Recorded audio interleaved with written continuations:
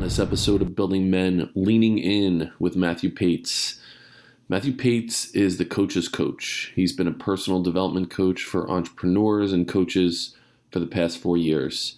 His focus is on helping his clients understand their early childhood survival patterns and the root cause of their emotional trauma. Why? Because this is his story. Matthew believes that the best coaches understand how to coach from their actual struggles, not just their certificates. It's become his mission to help those who want to use their story to create change in the life of others. Because it's all the things that you once believed disqualify you from creating the impact you deserve that are the reasons you're highly qualified to support those who you're uniquely qualified to support. Life, just like success, is a team sport. This really was an unbelievably emotional learning experience for me and Anthony with Matthew Paetz. You'll definitely want to have a journal and a pen nearby to take notes. Hope you enjoy the episode on Building Men.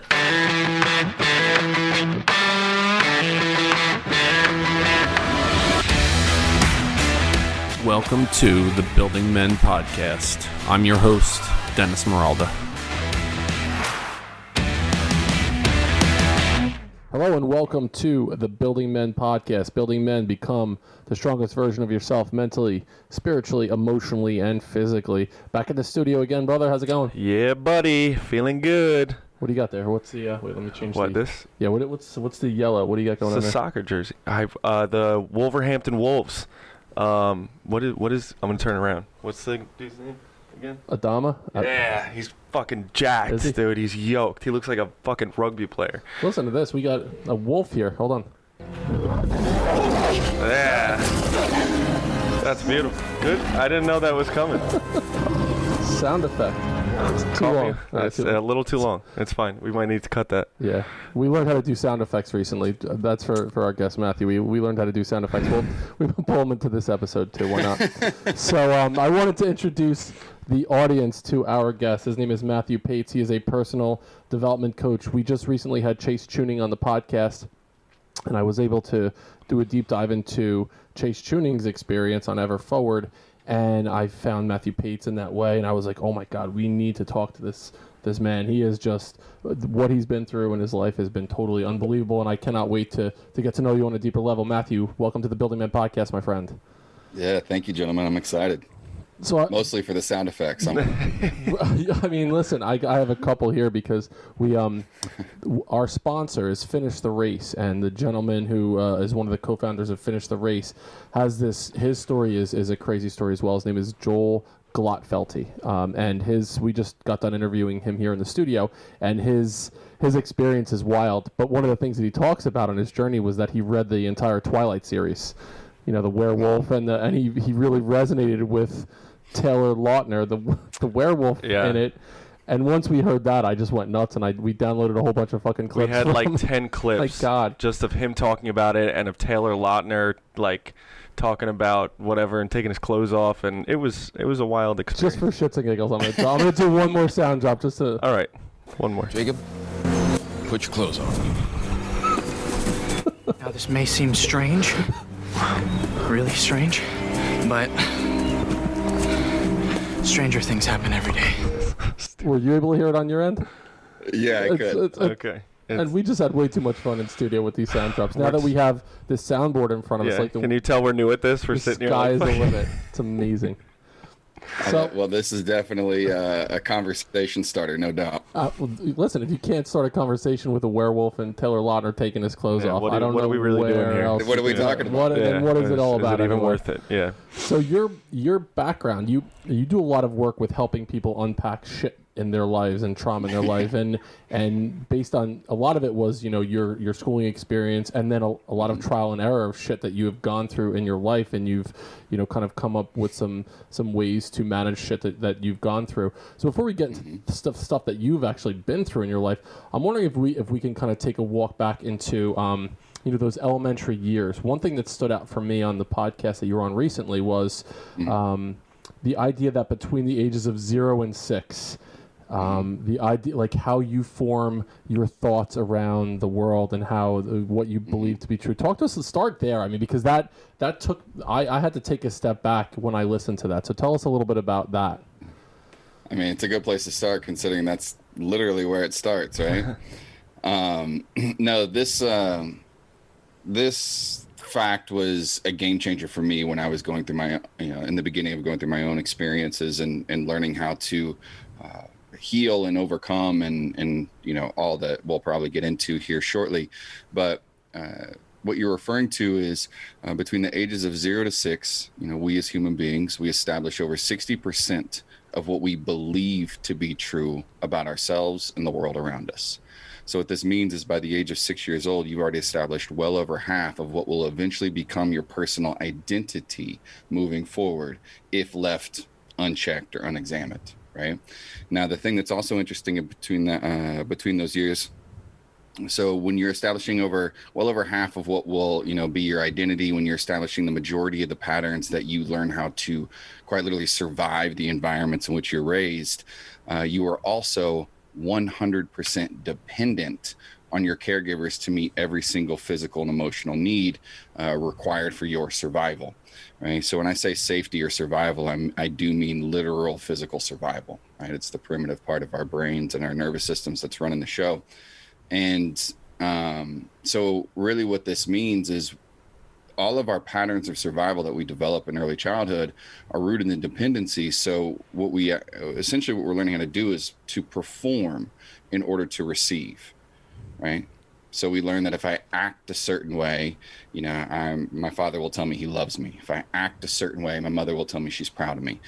So we basically are learning how to navigate the world by our performance. This is why it's so much easier for us to identify what others want, right? But when we're asked what do we want, we have no idea, because quite frankly, it's more important for me to know what you expect of me so I can act accordingly to achieve your approval and your acceptance, right? That's biologically speaking much safer, right? Versus me running around the world just doing things that I want to do and no one approving of it, and essentially me being left to my own devices to survive, on the street, so to speak. So it's extremely important to understand that, a lot of our patterns of survival are rooted in those early years before, we really even know who we are. I do a lot of work around adverse childhood experiences and how ACEs impact us as adults. Those things that happen between, like you mentioned, 0 and 18, say. And it made so much sense to me that idea of seeking approval. We've had a lot of conversations about our experiences growing up. We're 14 years, there's 14 years separating the two of us. So I'm 44, Anthony is 30. And the way that we were raised was very different, but one consistent, and you would probably agree with this, Anthony, is that the need for approval from our father was a real part of our development. You're the only boy. That's it. The only two, right? That's it. And we talked about it. We went out last night and we were talking about conversations that we're having with our father and needing that approval. So if you're during that time, 60% of what you believe to be true about the world and how you view yourself and your identity is established during that time, where does the seeking approval end? I mean, is that something that you can kind of wrap up during that time in your life if you've I'm trying to think about some theorists who believe that you go through these stages of moral reasoning and development. I guess it's Kohlberg is one of the theorists that believes you go through these stages of moral development, and obviously his there's a lot of issues with his work, but are there ways to wrap up this in a way where you're not an approval seeker as you move toward adulthood? No, I think what happens, so that's an instinctual need, right? We're pack animals, us as human beings, just like wolves, right? Going back to this drop it again. Don't drop it. I won't. But we are pack animals, and what this means is we require the acceptance or approval of our pack in order to increase our chances of survival, right? Just like pack animals, if you've ever watched the documentary, on the Discovery Channel, call it, if a pack animal is, abandoned for one reason or another, what often happens to that specific creature? They die. Right. If they're abandoned, they're done. Yeah. 100%. Right. So human beings are the exact same. So to answer your question, no, our relationship to seeking approval, I don't think ever goes away, but it does get to evolve. Right. So we don't have any choice in regards to where we're born, the families we're born into, the cultures, the dynamics, all of the things. And but as we do grow older, we do have the opportunity to seek new tribes, right? Friendships, colleagues, etc. Creating our own families. But so many of us, I think, remain rooted in constantly seeking the approval of the original tribe, right? And so often, like you said, I mean, you and your brother are 14 years apart, same family, completely different upbringings, Yep. right? For various reasons. So, no different than, I'm my father's son, but we grew up completely in two different worlds, right? So the world he grew up in and the world I grew up in are very different. So, what may equate to approval and acceptance in my environment may have been completely shunned in his, right? So to operate with the sole intention to remain in the original tribe, it may not be as necessary as it used to be in regards to like belief systems and those kind of things, right? Which I know that's a big piece that you talk about with what you shared before, like helping adolescents and all of that. And the idea of tribe and relationships over the last year and a hook, that's been something that people have had to reinvent what that looks like, sounds like, and feels like. Because we were missing that, what is it, oxytocin? Yeah. It's that that chemical where you need that physical interaction, and that went away. I have 3 kids, as I mentioned, and I just saw there was a need that they weren't getting met, having that interaction and that tribal feel. We need to be connected to other people, connected to a community. And when that's taken away, what are things that you've seen over in your work over the last year that people have used to supplement or substitute with the lack of that tribal sense? I mean, the first thing that comes up is the internet and social media more specifically. But the challenge there is, human beings, we're not designed to manage millions of relationships. And I think depending on the studies and the research that you follow, we as individuals can only successfully manage around, anywhere between like 100 and 150 individual relationships at any given time. And many of those relationships are, extended, right? They're acquaintances at best. But between family, colleagues, lovers, friends, neighbors, etc., we can really only manage about 150 relationships. Meanwhile, we live in a world now that if we don't have a blue check next to our name on social media and it doesn't have an M after the amount of followers, right? Who are we? What's our worth to the world, right? So we're taking, a system, an operating system that is, our mind and body, and attempting to manage hundreds, thousands, hundreds of thousands, and even millions of opinions the moment that we enter the World Wide Web, and we're using our status there to equate to our value, our worth in the world. And quite frankly, we're just not designed to do so, right? And I think that's where you see a lot of this depression, is because it's not that we don't have connection with an appropriate amount of people, but rather we have come to assume that we're supposed to achieve the approval of hundreds of thousands, if not millions, of individuals all over the world, when we're designed to only manage about 150. Right. And when you think about, even in the space where we operate, a large portion of it is social media. We need to be able to reach a number of people because we have messages that we are looking to share and to hopefully help other people become better versions of themselves and to deal with past. At the same time, we recognize the need for it, but we can't get wrapped up into the number of followers we have and how many likes we get. But human nature is you think about that. And whenever I find myself thinking about that, I'm like, it's not about that at all. It has nothing to do with that. But you're finding this validation it's again going back to the seeking of approval. You're looking for that number next to your name, like we need to increase the number of followers. Or you're not good enough if you don't have that. Yeah. You haven't reached that point yet if we don't have, like we keep talking about, like, oh, we need to get this amount of followers, this amount of likes, this amount of engagement. But at the same time, it's like, then what? Then what? Then what? And the other issue with social media too is like, what are the comments and the things that stick out the most? I can tell you every negative thing someone said to me on Instagram in the last decade. I just know, I could, off the top of my head, I'm just like, yeah, I remember that, because it stuck with me. I could have all these people saying all this positive stuff, but one person says something bad, and that's the main thing I hold on to. And like, as humans, again, I'm assuming it's like a survival technique, just you're sensing a threat.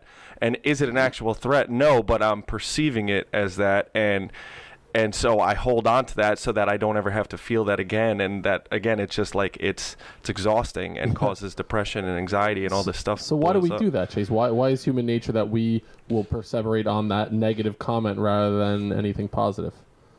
But it's safety. Again, goes back to physical survival, right? And you already, Anthony, you just mentioned it, like it's the perceived threat. It's as if, imagine, I use this metaphor quite a bit.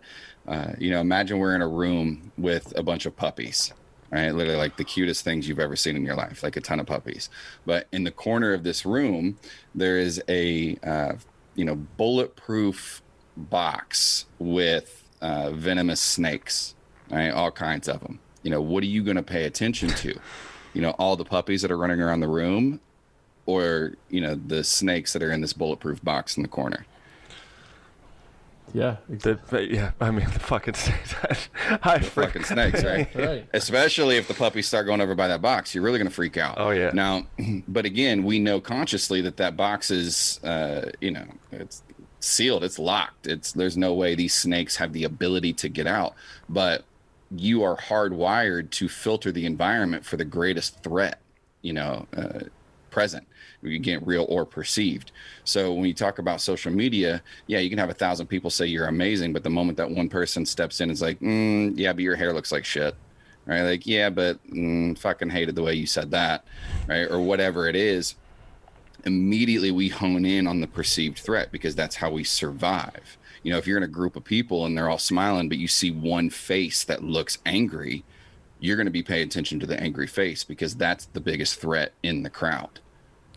So my question would be then, like, do you think this is happening because of the fact that we don't have those significant threats anymore? So, like, since we're living in this state of comfort, we're seeking out that discomfort almost and finding these things that otherwise, if there was a serious threat going on, it's a life or death situation, that comment isn't going to make a goddamn difference in the world. But when we're stuck inside on our phones, we have access to food at our phones and TV and shelter, and that's not an issue. Are we instinctually searching for that? And that's why it's, coming up. Well, I don't know that we're searching for it consciously, but again, that's what we filter the world for. If you did not filter the world for threat, we would have died off a long time ago.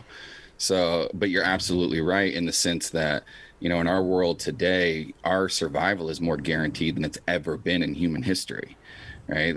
Medical care, food, shelter, accessibility, like all these things that we now have, just right at our fingertips, literally, used to be, the greatest threat to our survival, our ability to hunt and food and, create proper shelter and et cetera.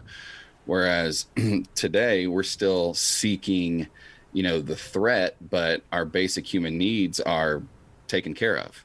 So now our threat is connection, right? Approval, acceptance, etc. And we are going to filter the environment for any sign, real or perceived, that we are not, being accepted into the tribe. Because again, instinctually speaking, if you don't like me, I die, quite literally, right? But now we're doing that on such a mass scale that we're all short-circuiting. We can't comprehend. So I think the skill set now that we are all in the process of acquiring is being able to identify the difference between real and perceived, right? To be more conscious of that comment online not being a direct threat to my survival or my approval or my status in the world, but rather, that's someone's opinion that's most likely a projection based on their insecurity, right, versus, am I really a piece of shit? Right. In someone's story, I probably am, but right. And Matthew, you just mentioned that idea of what's the conscious decisions that people are making and what's in your face, but you also mentioned the one podcast that between 90 and 95% of our human experience happens subconsciously. Mm-hmm. Right. So talk to us a little bit about that whole idea of our subconscious and how that dominates. Well, I mean, if I know many people are familiar with this stat that goes around. I don't know how true it is, but that we only use like 8 or 10% of our brains, right? It's false. We are using 100% of our brains at all time. Maybe 8 to 10% is conscious, right? But our subconscious, like for instance, how many? This is a stat that I found interesting to speak to this point. So, we as adult human beings, we have roughly between 55,000 and 75,000 individual thoughts per day, right? Individual thoughts. Let's say 55,000 would be conservative. How many thoughts can you consciously remember having yesterday? Like, what's the first number that comes up? 750. Right. And that's extreme. Yeah, I was gonna say, yeah. We did a lot of podcasts yesterday. There was a lot of shit going on. So I was gonna say like 20, but I was gonna say if I had you write down how many thoughts you remember, you'd get about 6. Yeah. Like, so what did we talk about? My brain doesn't work as quick as yours, clearly, but yeah. But interestingly enough, they say about 95% of our thoughts every day are repetitive, right, from the day before. So we may have had 20 thoughts over and over and over and over and over again. But the interesting thing, if you think about even 750 to be extreme, out of the 55,000 conservatively, that means what? Like 54,250 went unchecked, unexamined, right? So when you think about your subconscious life, you got 54,250 thoughts going by, unconsciously.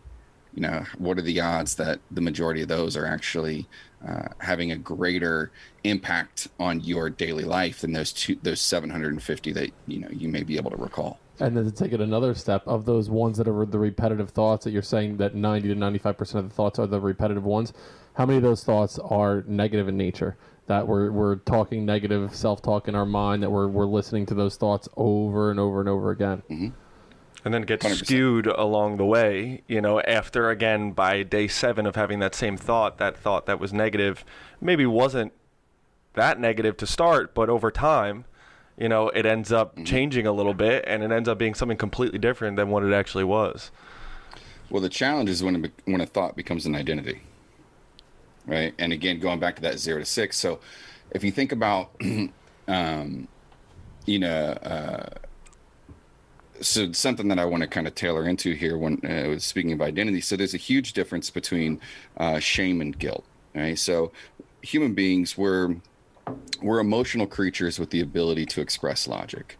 We're not logical creatures with the ability to express emotion. Right. So emotions are running the show at all times. So we're operating based on how we feel, not what is actually logical. And even the things that we claim are logical, if you take it further enough, you're going to realize you made that decision based on how it made you feel. Right. So, for example, going back to shame and guilt. So shame is, if you look at a hierarchy of emotional vibration, like if you actually look at the frequency, the energetic frequencies of each emotion, shame is the lowest, right, on the chart, joy being the highest. And if anyone listening is like, what the hell is this guy talking about? Let me put it in this context. So have either of you ever been in a really good mood and someone enter the room and they're just not happy at all? Wah. Yeah. Right.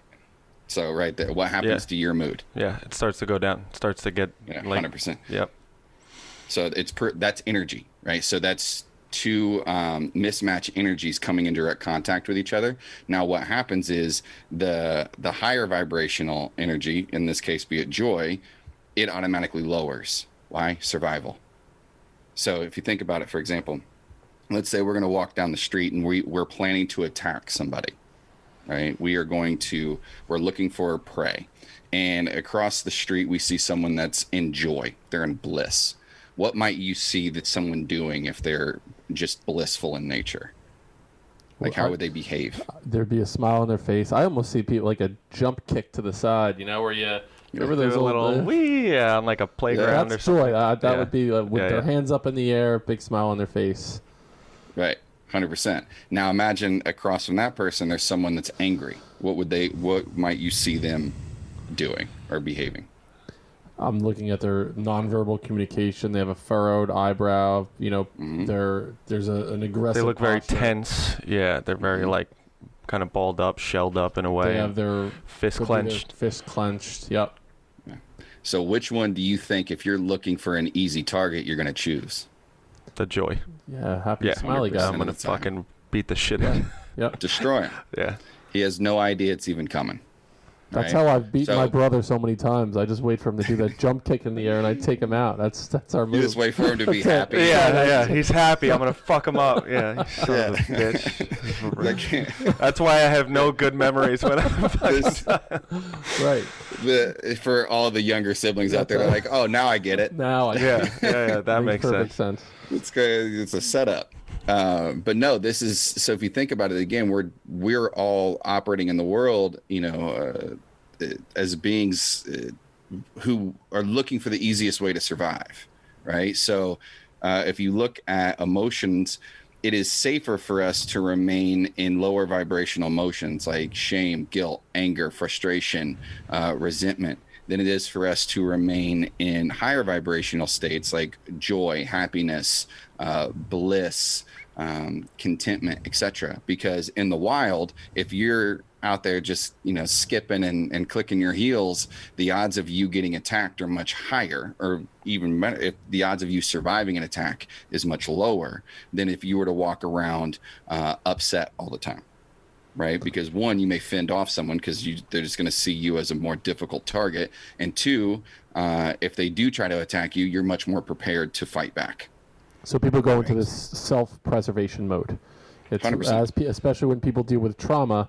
One of the, how it'll manifest. People will be more, they'll be less likely to go through those joyful experiences. They're more guarded. Trauma will impact them in that way. So, how do we combat that then? Understanding that people will go through trauma. Is there a magic pill? Is there something that we could do to help people dealing with those traumatic events when we see people clenched up and in that self-preservation mode? Well, I mean, at the end of the day, it comes down to safety. Right? So when I say safety, it's again our physical survival more than our emotional comfort. Now, in our society, like safety, it's not feeling judged, not feeling ridiculed, feeling like we'll be accepted despite our flaws, right? So, human beings in our modern world, we are designed to connect, but we are conditioned to impress, right? If I'm impressive, you will accept me. I have value in this world, right? But connection is a completely different strategy. Connection requires us to be more open, more vulnerable, more expressive in nature. Whereas to be impressive, it's the biggest, the richest, the fastest, the whatevers, right? It's all a projection of achievement versus connection, which only cares about us right here having this open conversation. Right. So when it comes to safety, it's feeling like we won't be abandoned if you know what's really going on. Right. If I tell you what's really happening, behind closed doors, if I tell you what I really feel, if I share with you something that I think would make me inferior, will you expose that and take advantage of me? Right. Harm me in some way, whether it be emotionally or physically. Or will you prove to be a safe space where I can confide in you, and instead of being met with judgment, I'm met with protection, I'm met with connection, I'm met with mentorship and guidance, right? These are cues. This is why, you said earlier with your professional experience in the school districts, like supporting adolescent males, right? it's one of the most vulnerable stages in our life where, we are starting to operate as men, all while, not having the experience or the abilities or the conscious awareness of what that actually requires, what that looks like in the modern world. So we're walking around feeling inferior while trying to project, security and worthiness and value and significance. And oftentimes, how that comes out is through anger, right? Is it safer for me to be angry or insecure? Angry, yeah. Right? Which is interesting because anger is often a response of insecurity. Yep. Right? It's just like if you look at like someone who's a trained fighter, for example, and I mean like highly trained, right? Do you think, call it a special forces, right? Someone that's a Navy SEAL. If a fight breaks out in a bar, do you think that guy's the first one jumping up to prove he can beat everyone up? No, he's the calm one, not saying anything in the back, just kind of. And he's more, his blood pressure probably doesn't rise. His heart, he probably is looking at the situation, trying to find a way to protect the people that he's with and get his group to safety. It has nothing to do with I have the biggest dick in the room. Doesn't matter, right? But the kid or the guy that is insecure, he's the one that's popping off, yelling, making all the threats, doing all these things. And it's probably because he's got boys with him, right? Yeah. Which again, goes back to the pack animal, pack mentality. But the point here is, insecurities are loud, right? Because if you get behind the threat, I'm done, right? Whereas, the guy that's highly trained, he doesn't give a shit about what you're saying, because if it comes to putting hands on each other, he's very confident in his ability to walk away, right? So, insecurities are often masked by anger. So you hear it all the time, like even as grown men, like if we've never been made to feel safe enough to talk about our insecurities among one another or among, our families or, our lovers, etc., we're walking around feeling insecure, feeling exposed and vulnerable. Well, how do we protect ourselves? Anger. I won't let you close to that, because if you expose that, I'm done. Right. So anger is often an insecure man's attempt at strength. It's so fascinating to me. Like my mind is getting blown right now, especially with the vibrational, like the energies and feeding off that, and like as a protection and a mechanism of, a way so that we can have security. That to me, because I knew that like the vibrational, like our energies and how you could bring someone up or down depending on how you're doing. But that makes so much sense. That just like really like boiled it down. Like that was amazing. And then I wonder if like, because you said, so in order to like cultivate, relationships and have those like long-term, like really valuable relationship, rather than just impressing someone, you want to connect with someone. How much of that comes to like you looking inward versus, because you can't change other people to always feel comfortable and like you're not going to be judged, right? It's just like there's always going to be those moments where you feel, like you're not going to know the crowd that you're with. I can't just be with my brother all the time because I know that he's not going to judge me and now I can be joyful. So like how much of that comes from within you and looking introspectively and knowing that you can rely on yourself for that?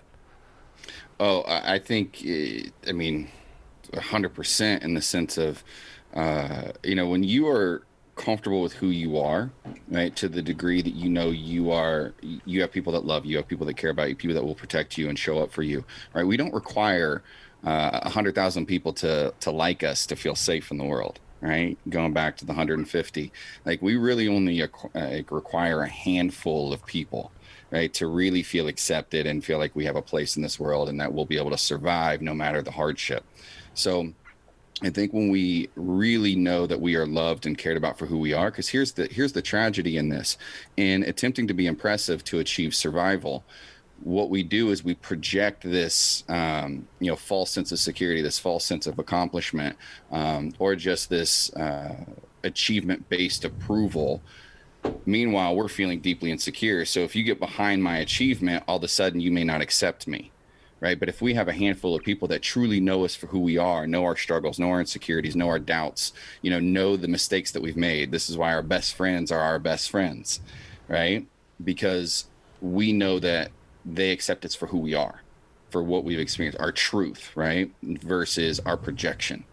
So when we know that we have a tribe that knows who we are through and through, knows our weaknesses, knows our strengths, knows our doubts, our insecurities, and loves us still, not in spite of, but because of, right? Now we can operate in a world with the ability to develop a different relationship to the judgments of others, right? The disapproval of others, right? Like if I said something on this show today where you guys really, really didn't agree, or you judged me poorly or unfairly because of something that I may share, well, I know that, when we stop recording, I'm going to go back to be with my boys and my family and my girl and all these things who know me through and through, right? So although that would be an extremely uncomfortable experience, my survival is not at stake because I still have my tribe, and vice versa, right? If I were to judge you guys for something that you said or did or shared or whatever, that once this show's done, you can go back and you guys are protected and supported and cared about and whatever. And in my opinion, then as an outsider of your tribe is no longer such a threat to your value, to your survival, right? But rather it's just it's recognizing that maybe we are of different mind, we are of different background, we are of different whatever, and that does not equate to a threat, but rather we just see things differently. And I think our survival is assisted with the wolf we have in studio. Should I play it? No, don't do it again. I love that as well. And my work with educators is around the idea of when there is a trauma. And I believe in working with schools. There are 5 needs that students have. I work primarily with teachers of adolescent students, and I tell them those needs are autonomy, competence, relationship, fun, and safety. If we can meet the needs for those 5 developmental needs, if we can meet them within a supportive community, that's where the magic happens in school. When students are dealing with trauma, the way that I talk to teachers about it is you need to go above and beyond in that relationship realm. You have to make them feel so safe and comfortable. That's the only way to do it, is through that supportive, loving community. It's not an overnight thing either. It's not something that happens overnight. It's not like, okay, we're going to connect here and then it's over with. It takes years and years and years. So I'll wrap it back to, we talked about that 0 to 6 years old. You had experiences that were really tragic as you were, going through elementary, middle, high school, that manifests itself in the way that you showed up as an adult moving forward. So at your comfort level, walk us through your experience, going through that really difficult time in those formative years of your life as you were developing your ideas and your identity, your beliefs around the world. Yeah. So, just to kind of plug it here, Cliff Notes version. So I experienced sexual abuse from an older male starting around the age of 5. Roughly lasted about 5 or 6 years. So between 5 and 11, there's quite literally no 2 things that males can do with each other physically or sexually that I did not experience by my 6th birthday, right? And moving forward, that really kind of planted this seed that my worth was to be a physical experience for others. Now, obviously, at that time and in my younger years, I didn't see it that way, but that's how I began to operate. Right? So, moving forward in the world, I became hypersexual. Focused on, seeking my validation and significance and worthiness and all these things through the physical approval of others. And as I grew older, I struggled with, sexuality. I struggled with self-worth, validation, all of these things. And, growing up in a small rural community in Indiana, specifically the sexuality piece really, really fucked with me. And it wasn't because it was, to have experiences with the same sex is wrong or any of those things morally, that's a different conversation. But growing up in the environments in which I did, I feared that made me inferior. I feared that made me weak. That made me, if my friends, my boys in the locker room ever knew that I had those experiences, I would be abandoned. I would be, kicked out of the pack, so to speak. And at that time, that was unacceptable, right? I couldn't afford that, speaking from survival, but it was also my truth, those experiences. I mean, so moving forward, and I left Indiana around the age of right after high school. So I graduated and moved to New York City. From there, traveled all over the world through my work at the time in fashion, which exposed me to multiple different cultures. And looking back on it, I realized that was the beginning of my real understanding that so much of our experiences stem from our environments of origin. Right. Had I been raised in a different country, in a different culture, even a different family in my own neighborhood, my belief systems could have been completely different. Right. My ideas of what's right and wrong could have been completely different. So what those experiences began to teach me is that, not all experiences are judged the same. Depending on the environments, right? So I learned that there was possibility that I could be accepted for who I was, depending on the groups in which I shared, right? And as I began to navigate those conversations and begin to open up more about the things that I'd been through, I began to realize that there was more people than I had ever imagined that had similar experiences, and through that, I began to realize that most of our struggles were due to the things that we were too afraid to share. Right. So my story includes, like I said, sexual abuse. It led into alcohol, drugs. I even became an escort for a period of time. All of that came to a head one morning when I almost committed suicide on a cocaine crash. Right. Where I, literally in the midst of a breakdown, what started coming out of me was just all of the shame that I was carrying, right? I mentioned earlier, there's a difference between shame and guilt. So the biggest difference between shame and guilt is, guilt says, I'm sorry for what I have done, behavior, right? Shame says, I'm sorry for who I am, identity, right? I am the problem. So anytime someone says, I am not enough, I'm not smart enough, attractive enough, rich enough, tall enough, whatever enough, what they're actually saying is their shame, right? They believe they are a problem. They are at fault for something, versus the experience or the behavior. So I truly believed that I was broken, right? And the part that really started to get me is because, like most of us, it happened at such a young age that I really felt like my life was taken from me before I had a chance. So many of the decisions that I was making as an adult, I was simply trying to survive or, make sense of what was going on internally, only to continue to make decisions that created more shame, created more guilt, created more insecurity. And then it had just gotten to a point where, I was at a crossroads.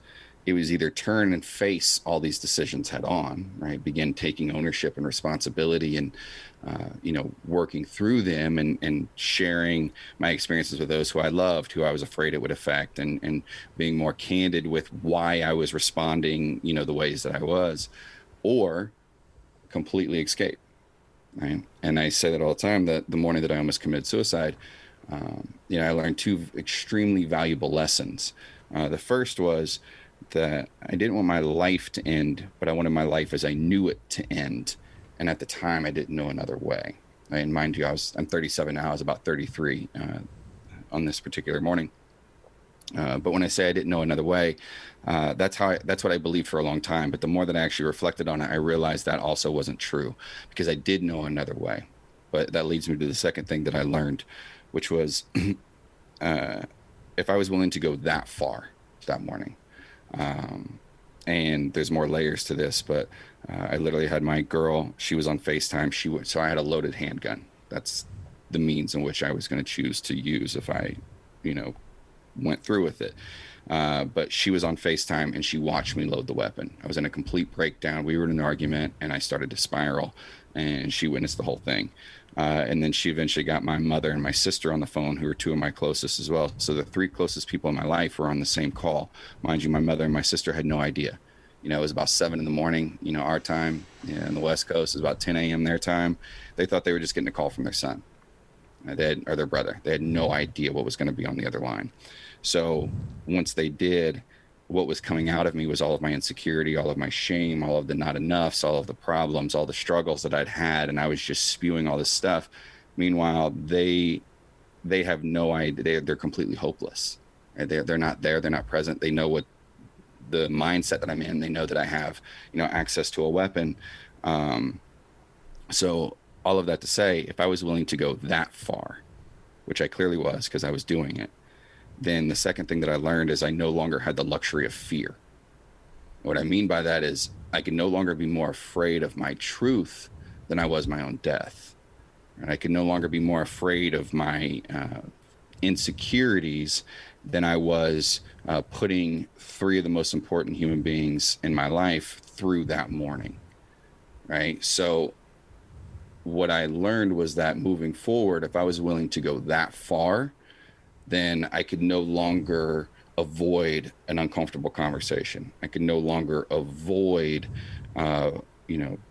being courageous enough to share my story, to, begin the process of healing those experiences, right? Because again, the alternative was the ultimate escape, which, I could continue, but Well, Matthew, thank you for sharing that. I mean, that's a deep journey into your past. I know, like, obviously one of the most traumatic experiences a child could go through, and then as an adult going through that situation with your girlfriend at the time, your mother, your sister on FaceTime with you. Can you recall, was there a phrase that was said? Was there something that you saw? Where you decided to unload the gun and put it down? Was there one specific thing that was like, okay, I heard this, I saw this, and now I'm not going to do it? Mm-hmm. I've never been asked this question, but there is one very specific image. And I was in a friend's apartment at the time. And again, I'm holding the weapon, and I had this visual of the scene that would be left if I were to do it, right? He wasn't home. He was out of town. I was by myself, all this. And all I kept thinking about, or the image that kept going through my head was that, if I were to do this, what I would be leaving for others to find, right? I knew it was like internally, like I knew that wasn't okay. It wasn't fair. And then the second thing that comes up when you ask that question is, I think this had a greater impact than I think I gave it credit. But speaking to suicide specifically, in that moment, what I knew was that I could always make that decision. Right? I could always make the decision to end it. But if I made that decision, there's no coming back. So that was also a shift in me. It was like, okay, there's another way, right? And if it gets too bad, I can always make the decision later, but I don't have to make the decision today. And that for me was a huge game changer, because it gave me permission to move forward, right? Because if I was already in this much pain, and to the point that I was willing to end it, well, what would happen if tomorrow felt better, and then the next day felt better, and the next day felt better? And now in hindsight, I've learned a lot about, psychology and the trauma and how we process it and all these things. And even, understanding, suicide prevention. Again, if you're willing to go that far, there's nothing that will keep you from being able to go further in your truth, right? Like I'm a little speechless right now, because again, I've not thought about it in this way. So thank you for the question. But if there's anything I can tell you right now, is the days that I've had since that morning have been the best days of my life. quite literally. And I had a lot of amazing days prior Yeah. to that. I'm not saying there weren't any, but what I'm saying is I'm speaking directly to anyone that may have had these feelings or may be experiencing these feelings right now. The days that come after you decide to face your shit head on will be the best days of your life. And I can tell you firsthand that the amount of fear and overwhelm and anxiety and heartbreak that came with taking ownership for my story, taking ownership for my decisions that I was making as an adult,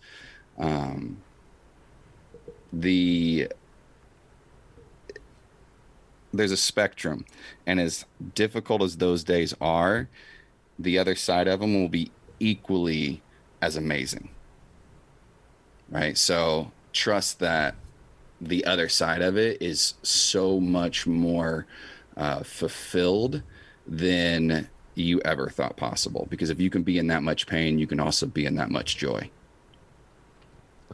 So I'll take a step backward to eventually take 2 steps forward. So this happened. Exactly. This happened when you were 33 years old. Mm-hmm. So there's 28 years that elapse from the time that the abuse began up until the time that you're at this crossroads in your life. If you had an opportunity to go back, and not only to yourself but to someone, we mentioned before, Building Men, it's about, where it started was kids going through their adolescence as they're developing their real sense of where they fit in the world and their identity and kind of coming up with their own voice. If someone is experiencing something like you went through, what do they need to hear right now, or what would you have needed to hear at this time that could have helped you avoid that time when you were 33 years old? Oh shit.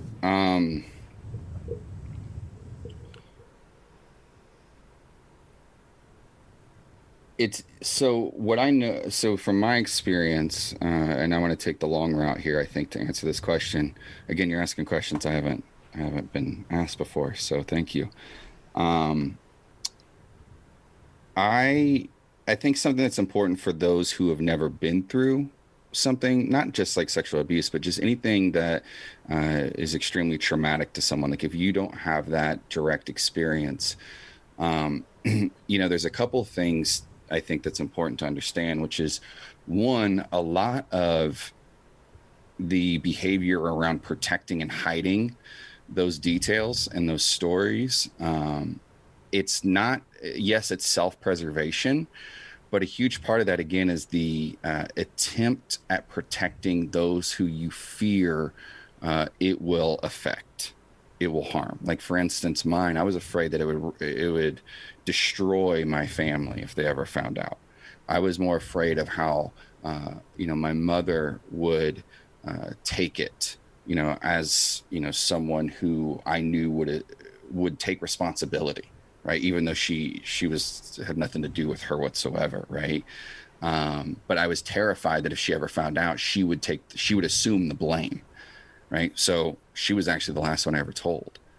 And that was, again, shortly before that morning when I was 33, she was already aware. But, it was a long journey to bring those who I was most afraid it would affect into the story, right? I had no issues telling a stranger, but if it came to someone that I thought, would carry shame because of my choices, or carry shame because they fear or they thought they were supposed to be there to protect me, I refused to put that burden on them, or at least that's how it felt.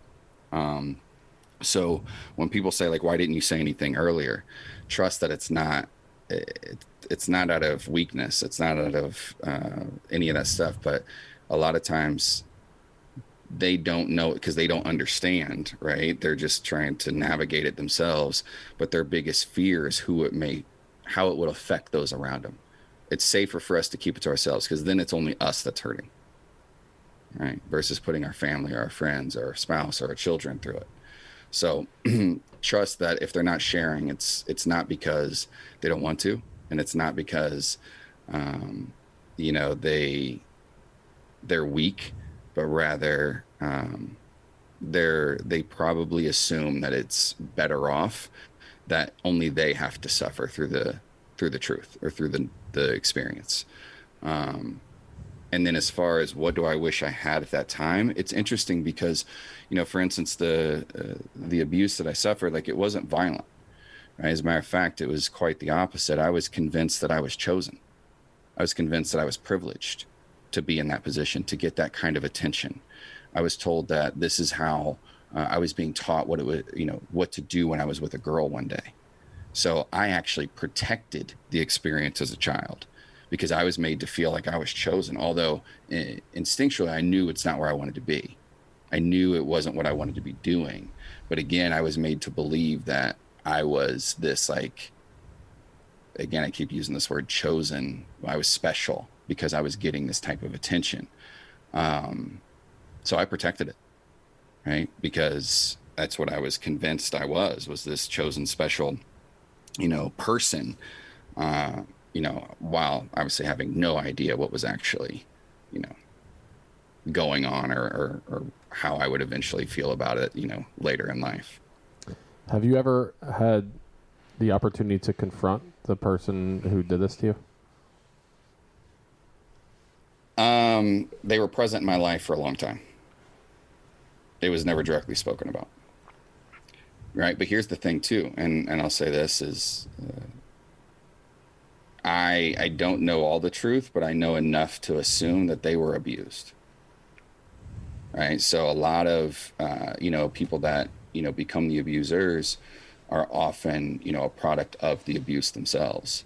And, if you allow yourself to look at how trauma manipulates over time, over generations, it's, it goes back to, the inability to ever feel safe to share what's going on, right? If one is left to their own devices, we don't know what direction they're going to take it, right? But, it's trauma's, it's its own pandemic, right? This idea that we're supposed to appear as if we're always in control, always the strongest, the smartest, the sexiest, the richest, the whatever. That's the pandemic, right? It's this illusion that we're supposed to always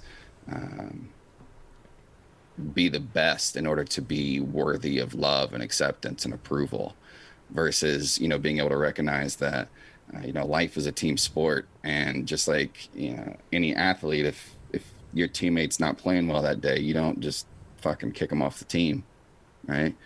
You step up, right? If your star player is injured, someone steps up, right? Life is the same way, but we treat our personal lives as if we're never allowed to be injured. We're never allowed to have an off day, right? So we assume that when we do, it makes us unworthy of the love and attention that we all actually, require for our survival. All right, so deep dive here. If you had, this is about as deep as we'll go, and then I'll get back to shallow water. If you had a minute to have a conversation with that person, what would you say? What would be what would the conversation look like? First words that came up was, "I'm sorry, and I'm sorry for what was done to you." Right? Because I truly believe that, they didn't, whatever experience they may have gone through wasn't their choice either. Right? And, the way that I view it now, and, I'm sure some will understand, some won't. What I'm about to say next is that, my abuse was, in hindsight, one of the greatest gifts I've ever been given. Now, I don't say that to say I justify the abuse. I don't say that to say that if I went back, I wish it continued. No.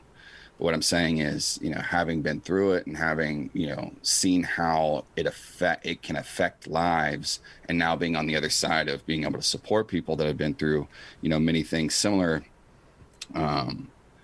it's, my abuse became my responsibility. And this is why I'm so transparent about my story today. It's, I've said it before, if you've ever heard me speak on this stuff, it's my story, but it's not about me.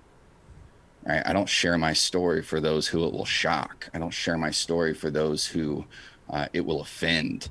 right? But rather I share my story for those who are still too afraid to share their own. I share my story for the guy that's listening to this podcast right now that has never felt safe enough to say, like, me too, I've been through it. And I share my story for those to see that, the ways that we respond to our traumas as we try to figure it out ourselves, the things that we do that we carry the shame around, they're not your identity, right? The greatest thing that was ever given to me was grace. And it was given to me by many, but where that began for me, that awareness, was the morning that I almost committed suicide. Again, I was eventually, when things, kind of calmed down, and my girlfriend eventually figured out where I was and came and picked me up. And that's a whole thing as well. But where they took me was an acute trauma therapist, basically the ER for emotional well-being, right? And I wouldn't know who this woman is today, the therapist. She could walk into my house. I would have no idea who she is. I don't remember her name. I don't know anything about it. I only spoke to her once. But out of the hour and a half I know that I was in her office, I remember one sentence above all the rest. And that was, so when I walked into her office, having just gone through that experience, my intention was to finally give someone everything. And so I shared every single detail that I could possibly conjure up about my life into why I was in that situation that morning. And it was her the very first sentence out of her mouth that I remember that changed my life forever. And it was, after sharing with her the cocaine, after sharing with her the escorting, after sharing with her the sexuality and all these things, her very first words to me were, "No shit, you found cocaine. What were you supposed to do?" And again, I knew in that moment, she wasn't giving me permission to go do it, right? She was giving me grace and understanding. She met me where I was, because I was fully anticipating that, okay, so this is what we're going to do. These are the 12 steps. This is who you're going to go talk to, right? And we're going to, you're going to make me realize that, those decisions were wrong and all these things. But instead, she literally says to me, "No shit, you found cocaine. What were you supposed to do?" And then went on to explain to me how cocaine affects the same parts of the brain as sex does. And for people that, struggle with sexual addiction, that drug is it's game over when they find it, right? And then she began to give me this understanding. And the more I understood myself as a biological creature, why I was responding this way, why, the things that I had done made complete sense given my story, all of a sudden I began to create enough space to give myself grace. And then with grace, you're able to give yourself forgiveness, right? Because I think forgiveness is a big thing that people often misunderstand. Real forgiveness changes the future, not the past, right? And I'm sorry changes tomorrow, not yesterday, right? Because your behavior changes. And I think the biggest thing about forgiveness is that if we truly forgive, we fear that that is in some way telling the other person or persons that what they did was okay, when it wasn't, right? But forgiveness says, I'm no longer carrying it, right? Doesn't mean I'm justifying it. And when I was able to give myself forgiveness for the things that I had chosen and the things that I'd been through, that's when I was able to begin to look at my history and extract the wisdom from those experiences versus just the suffering. And I really think that's the key to trauma these days, that creating a safe space for people to be able to begin extracting some of the wisdom from those experiences versus just the suffering. As people go through these hero's journey that you have obviously been on, there's that mentor sage role that someone obviously plays in this woman who, like you mentioned, you couldn't pick her out of a crowd right now, but that one comment that she made, it made all the difference. And you took that, and it's all the superheroes, there's something that impacts them. Initially, it's seen as something negative that they take, and it makes them stronger in the future. And that's what you did. So fast forward, to that, after that day when you were 33 years old, and you said the next day it becomes better, the next day becomes better. You took this negative 28-year experience, not all negative, obviously, but that when you finally were able to start to deal with it, you took that and now you're using it to help other people and to help other people deal with their trauma. So how do you go about working through that? So someone comes to you where they're experiencing something challenging. How do you take your experience and help someone pull themselves out of that challenging situation? Well, I mean, there's obviously different tools and strategies depending on the circumstance. But I would say, one of the biggest things, again, is transparency. Right. So the one consistent thing, and with respect to the conversation, with respect to the details and context of someone's story, that they may be sharing with me, one of the things that I really began to understand in hindsight, now, just looking at my education, right, the psychology background, and, better understanding myself from that perspective, is that we, going back to the emotional creatures with the ability to express logic, like emotions running the show. So for instance, if I asked you today, like, is there anything that you carry shame around in your life? Like, do you know what shame feels like, would be the question. Oh, absolutely. Absolutely. Right. But I didn't ask you what made you feel shameful, right? Because what may have caused you shame may be different than what's caused me shame, right? Or anyone else listening. But we all know exactly how it feels to carry shame, right? So in context to a mentor relationship or a coaching relationship or healing relationship, it's not attaching ourselves to the details of one story, meaning, okay, I was sexually abused and maybe they weren't, right? That doesn't mean there's no connection, because if we go beneath the actual experience, the context, and look at, well, what's the emotion that created? What's that, identity that created? Well, now we can find common ground, right? Because again, if we're talking about men, like, do you know what it feels like to be weak or feel weak? Yes. As do I. But again, the moment that made you feel weak may be different than mine, but we both know exactly how it feels to feel weak and inferior. Mm-hmm. So being able to speak to how you process the emotion and how you create understanding around, again, the hierarchy of emotions, shame, guilt, resentment, anger, etc., and begin to make sense of these emotions and what role they play in our lives, we are able to see them as what they are versus seeing them as our identities. It's really an identity conversation, right? It's who we believe we are. It's quite frankly, our identity is the most addictive thing on the planet. Right. And this is the challenge, going back to that 0 to 6, is the identities that we assumed around the age of 7. And the reason why that's so specific is it's around the time our brains develop, the neocortex, prefrontal cortex more specifically, that's responsible for executive functioning skills, foreshadow, creative problem solving, etc., conscious awareness. This piece is beginning to develop. So we assume that the identity that we've created by the age of 6 is who we are, right? So this is why a lot of us don't feel enough. For example, when you were 6 years old, if you went out to do something and you weren't strong enough to do it, right, physically, you just literally were a 6-year-old boy, didn't have the ability to pick that thing up, and you went to pick it up and couldn't do it, you may have just assumed that experience means you are weak, right? Because you saw your dad pick it up, so why can't you? Right? Your older brother picked it up, why couldn't you do it? Right? So you assumed in that moment that, it's because I am weak, because you have no idea, you have no way at that time to say, I'm 6 years old, no shit, I can't pick up that rock. No shit, I can't pick up that log. Right? Like, I'm 6. Right? That's not how we function. So instead of recognizing that, it's circumstantial, we see it as it's an extension of ourself, our identity, our abilities. Right? So this is the problem. This is the challenge, right? When we move into adulthood, if that's left unexamined, we're going to take those seemingly trivial experiences that we had as a kid and assume that is who we are. We are not enough because at that time we weren't.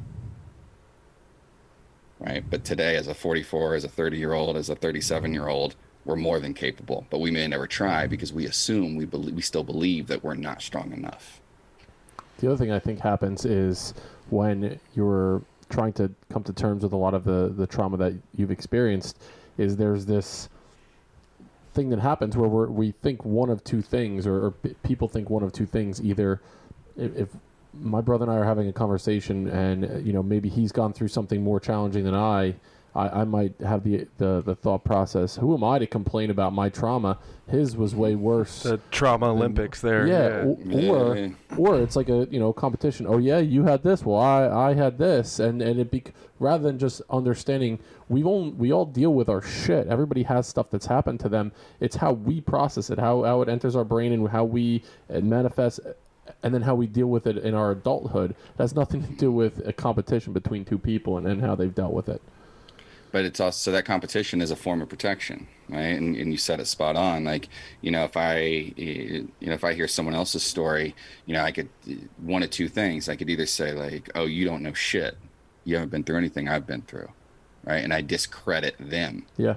Or I could hear that person's story and think to myself like, oh, like, who am I to feel the ways that I do? I've not been through anything that person has, right? And I discredit my own experiences. And what that does, no matter what, is it creates this disconnection between me and the person I may be speaking to or listening to, right? And I completely shut down from the wisdom, from the lesson, from the opportunity there, because I've now made our context a competition, right? Versus, oh, they went through that thing and that made them feel inferior. I also went through things that made me feel inferior. Well, how do we manage the feeling of being, how do we manage feeling inferior? Oh, you do this, this, and this, right? And now we see each other as more of the same, even the context was very different. So I think it's extremely important to recognize again that, pay closer attention to the emotions that experience is creating in someone, not the context, right? And so many things going through my mind right now about this, but I think that's extremely important for any of us to understand. Right. And I think this just hit me and it's completely random, but it's also not. Research shows that I know that the majority of your audience are men. I think it's extremely important to understand that men and women, although we understand our bodies process shame in the same ways, the things that create shame, the deepest shame, can oftentimes be very different. For example, what creates the most amount of shame in women, based on research, is beauty.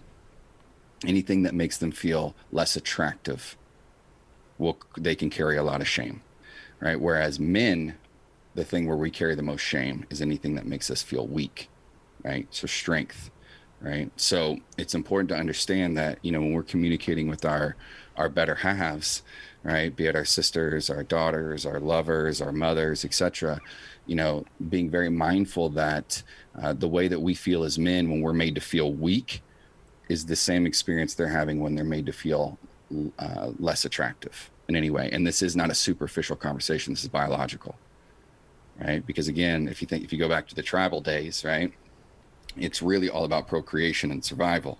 So a female who is deemed less attractive to, the better suited, more genetically desired males of the tribe, they're considered, less valuable in the biological chain, just as a man who is not strong and powerful and capable of protecting and providing will also be viewed as less valuable in the genetic chain, right? This is why instinctually we care about being the alpha and women care about being the most attractive, right? It's not a superficial conversation. It's a biological one. And I think that when we allow ourselves to recognize that, we are yin and yang, and, as men, when we, give our women so much shit about how much they care about the way they look and being high maintenance or whatever it is, we'll project on them. Meanwhile, if she says to us like, oh, you can't afford that, and we completely lose our shit, right? It's the exact same emotional experience. Right. We are challenging each other's biological value in the genetic chain. And if we are being made to feel lesser than, biologically speaking, then what's the point? We have no value in this system, so why are we here, right? And it becomes self-preservation. A wise man once said, "It's not your mindset that holds you back; it is your biology." That was you, that was you. That was you that said that. It fits right in here. It's not, when people think about their mind, but it's a lot of it is our DNA coding. It's how we're genetically made up and how we can get into it. I mean, we could do a part 2 of this podcast when about... you can dissect it like he is, though, it makes it so much Yes. more understandable. And like I'm sitting here digesting this, and my mind is fucking blown right now, and I'm like almost speechless in a sense because it all is coming together. Like all of what you're saying, it makes sense. Like all of these things that you're talking about, I've experienced in my life, and I've had those feelings, and I know exactly what that feels like, and that makes perfect sense and lines up perfectly with everything. Like it really is mind blowing. You had an epiphany today. I did, yeah. Well, superpower. There we go. It is. You're the I've epiphany had provider. several, like I said, you've asked questions, and I mean, I've said things in this podcast that I haven't said in some conversations, let alone, for the consumption of many who I may never meet, which, by the way, is the most terrifying thing about doing these shows. Right. I hear you. These things. Because here's what, and I even sit here and process as I'm deciding how I'm going to respond to some of these questions, right? I'm having a conversation with Dennis and Anthony. I feel very comfortable here, and I can just go in and be like, yeah, let's talk. What do you want to talk about? Like no topic off limits. But there's also this awareness that this is being recorded and it's going to be shared with the masses, right? And I can't control their response to what I'm sharing. So there is a deep fear that comes up, going back to triggers, right? There's a deep fear that comes up that's like, oh shit, there's going to be someone that takes something I said out of context. There's going to be someone that takes something I said and completely judges me because as soon as they heard it, they didn't hear the last part of the sentence, right? Because they completely shut down, and now I'm being judged for saying that, I struggle with X, Y, and Z, or I've made this decision, in my past. And I think it's just extremely important that, this goes back to your question about safety. I've had to learn through immense ridicule and public exposure and, these challenges that, again, if my story was strong enough at one point for me to think that I wasn't worth living, and that's how I believed it. Right. But now I'm on the other side where I see the value in, all of our stories, specifically the parts that we fear. That the judgment, as uncomfortable as it may be, for every one person that comments a negative thing, there's going to be one person that doesn't say anything that may have saved their life. Right. And I think that's the part too, where when you begin to trust that those who were intended to receive the message got it, whether I ever hear about it or not. I truly believe that. It's like Spider-Man. Uncle Ben, I think it was Uncle Ben, said to Peter Parker, with great power comes great responsibility, and the power in your words. There's the responsibility that comes along with it. But what I truly believe is anyone that's listening to this, you can't help but be, one, totally emotional about this, the journey that you've taken us on, Matthew, and then two, inspired to step forward. When you're going through something challenging or something difficult, to step forward or to reach back and help someone behind you step forward. I've been inspired by our conversation. I know my brother has as well. I haven't seen him this speechless in many years. I can't wait to listen back to this because I'm like, the wheels are turning, and that's good because I probably won't. I would love to have you back on for a follow-up. There's so many things I want to talk to you about, in regards to masculine and feminine energy, rites of passage with young men. We've been going an hour and a half already, so I want to make sure to honor your time. But I would love to have you on for a part 2 in the future as well. I absolutely love talking to you. Absolutely. And I would be honored to come back. And, I wasn't even paying attention to the time. I don't have a clock around me right now, but I do want to always leave something of value that people can take and actually implement starting right now if they choose to, in every one of these conversations. And perhaps this will bring us full circle. But going back to the beginning when we talked about the difference between connection and impressing, and how we often use our achievements as a metric of validation or worth, right? But instead, for anyone listening to this, I want to just shift your perspective ever so slightly, if you allow me. And, that's, if we look at the things that motivate us or inspire us to take action and create something new in our lives, we often look at what is our goals? What is it that we want to achieve, right? This external checkpoint that, man, once we get there, then, right? That piece. Recognizing that oftentimes, if we place, not often, always, if we place our value or our significance on an achievement, this external checkpoint, once reached, you will discover a false summit. You will discover that you may have achieved the thing, but you actually arrived feeling more void than you ever have. And the reason that is because we assume that the thing is what is supposed to provide us this self-worth, this validation, this purpose, significance, whatever it may be. So instead of, if someone's really interested in taking this journey, instead of looking at what you want to achieve, begin thinking about, who do you want to become? Right? Because if you start thinking about it in the sense of like, who am I becoming? Right? I want to become a man of integrity. I want to become a man of courage. I want to become a man of value and significance. Then that brings you to the present moment at all times, no matter what you've achieved. Right? Because, for instance, my thing is courage. So if I want to become a man of courage, then anytime that I feel overwhelmed, I feel anxiety or fear or inferior or whatever it may be, I ask myself in that moment, what would courage do? Right? Because to become a man of courage is simply making several small decisions that require it. Right? It has nothing to do with the achievement I do. And the thing that I think is interesting is if you allow yourself to look at, when you think about who you become, imagine what that man can achieve. Right? All of a sudden, there's no more finish line. There's no more checkpoint. It just becomes a way of living, a way that you show up on a daily. It becomes your life versus your resume. That's beautiful, man. Just the idea of being about it. Be it, until you are. Yeah, just... Matthew, where can the Building Men podcast listeners find you? In my room crying right now. Like we need to send you a care package, a blankie and no, I can be found on Instagram primarily. Is if I'm on socials, that's where you'll find me, and it's at Matthew Paetz. And yeah, that's probably the quickest and most efficient way. We'll put your contact information in the show notes for people to find you. This will be up on all the podcast sites, and it'll be up on YouTube as well. Good. Yeah. Great. Excited. Just enough time for you to move out of the country. Share it with everyone. Change the name, move out of the country. We'll be ready to go.